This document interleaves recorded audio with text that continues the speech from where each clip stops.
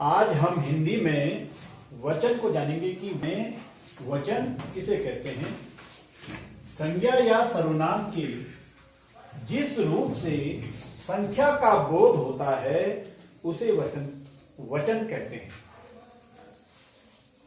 क्या परिभाषा है कि संज्ञा या सर्वनाम के जिस रूप से संख्या का बोध होता है उसे हम वचन कहते हैं। और हिंदी भाषा में जैसे यहां पे उदाहरण दिया है आपको कि घड़ी और घड़ियां, नदी और नदियां, केला और केले। यहां पे आप देख रहे हैं कि संज्ञा के जो यहाँ पे घड़ी है, घड़ी से आपको मालूम हो रहा होगा कि घड़ी कितनी घड़ी, एक घड़ी।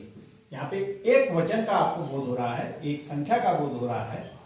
घड़ियां यानी कि एक से अधिक घड़ी, तभी हम उसको घड़ियां कहेंगे।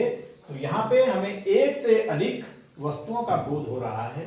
नदी, एक नदी, नदियां यानी एक से अधिक नदियां, नदियों के बारे में, नदी के बारे में हम बात कर रहे हैं। ऐसी केला और केला, एक केला और केले, अगर हम केले कहेंगे तो यानी एक से अधिक केले की बात हम कर रहे हैं। तो परिभाषा से स्पष्ट हो रहा है कि संज्ञा या सर्वनाम के जिस रूप से संख्या का बोध होता है उसे वचन कहते हैं। और वचन के प्रकार, वचन कितने प्रकार के होते हैं? तो हिंदी भाषा में वचन दो प्रकार के होते हैं। कितने प्रकार के होते हैं हिंदी भाषा में? दो प्रकार के वचन होते हैं, एक वचन और बहुवचन। एक वचन किसे कहते हैं? एक वचन की जो परिभाषा है कि संज्ञा या सर्वनाम के जिस रूप से एक का बोध होता है, कि संज्ञा या सर्वनाम के जिस रूप से एक का बोध होता है उसे एक वचन कहते हैं। यानी कि हमें एक संख्या का बोध होता है तो वहां पे एक वचन होगा। जैसे ये उदाहरण आपके लिए दिए गए हैं कि लड़की, लड़की से आपको बोध हो रहा है कि एक लड़की। लड़का यानी एक लड़के की बात हो रही है, एक लड़का का हमें बोध हो रहा है। तोता, एक तोता, किताब, एक किताब की बात हो रही है। तो इन उदाहरणों से हमें पता चल रहा है कि संज्ञा या सर्वनाम के जिस रूप से एक का बोध होता है उसे एक वचन कहते हैं। और बहुवचन की संज्ञा या सर्वनाम के जिस रूप से एक से ज्यादा का बोध होता है उसे हम बहुवचन कहते हैं।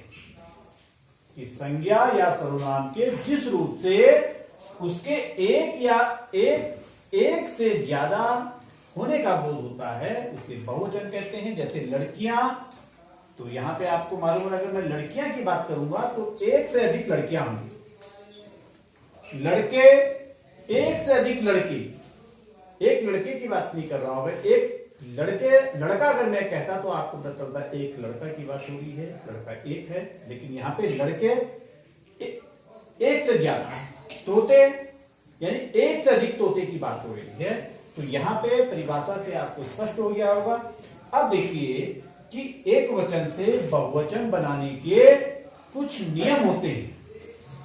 आपको बताया, अगर उदाहरण यहाँ पे देते हैं कि हमने यहाँ पे एक वचन लिखा है, एक वचन में कोई चीज का नाम लिखा है और हम कहें कि इसको बहुवचन बनाइए, तो वहां पे आपको कुछ नियमों का ध्यान रखना पड़ेगा। जैसे शब्द के अंत में आए, यदि कोई शब्द आपको दिया गया उसका बहुवचन आपने बनाना है तो यहाँ पे ये नियम का प्रयोग कर सकते हैं कि शब्द के अंत में आए आ को ए में बदलकर। जैसे ये सब स्त्रीलिंग शब्द हैं। माला, माला में आपका अंत में आ आया है तो इसको आप क्या कर देंगे, इसका बहुवचन क्या होगा? मालाएं। बालिका, बालिकाएं। माता, माताएं। दवा, दवाएं। तो यहां पे आ को ए में बदलकर आप बहुवचन बना सकते हैं। ऐसे ही दूसरा, शब्द के अंत में आए आ को ए में बदलकर। अब देखिए यहाँ पे कुछ शब्द दिए, जैसे बेटा, बेटा को बहुवचन, बेटा का बहुवचन क्या होगा? ए में बदल दे, बेटे, बेटे। गोला, गोले, केला, केले, केला का बहुवचन केले होता है। कुत्ता, कुत्ते। तो ये नियम आपको याद रखने हैं। ऐसी शब्द के अंत में आए ई को इया में बदलकर, जैसे देखिए लड़की, लड़कियां, लड़कियां, ये ई की मात्रा ई है तो इसको आप या में बदल देंगे, लड़कियां। नदी, नदियां। थाली, थालियां।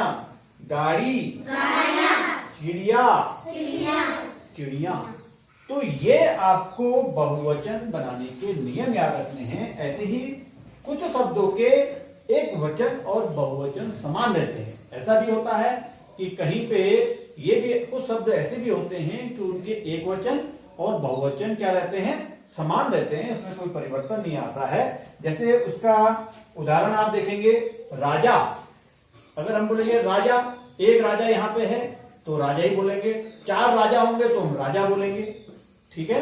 तो राजा का राजा ही रहेगा। बैल, बैल एक ऐसा शब्द है, एक बैल को भी आप बैल कहेंगे और यहाँ पे 4 बैल होंगे तो उसको भी आप बैल कहेंगे, बैलो तो नहीं कहेंगे, तो बैल का बैल ही रहेगा। ऐसी कोट, आपके पास यदि एक कोट है, यदि आपके पास एक कोट है तो आप बोलेंगे कोट, 4 कोट है तो भी कोट। मेरे पास बहुत कोटे हैं ये तो नहीं बोलोगे ना। तो इसलिए कुछ शब्द क्या होते हैं जिनका एक वचन और बहुवचन समान होता है। देखिए यहाँ पे कुछ उदाहरण हमने आपको दिए हैं और इसको आपने बहुवचन में बदलना है, नियम को देखते हुए बहुवचन में बदलना है। जैसे पंखा, पंखा का बहुवचन पंखी। मक्खी, मक्खियां। चाबी, चाबियां। भाषा, भाषाएं। चीता, चीता का चीते।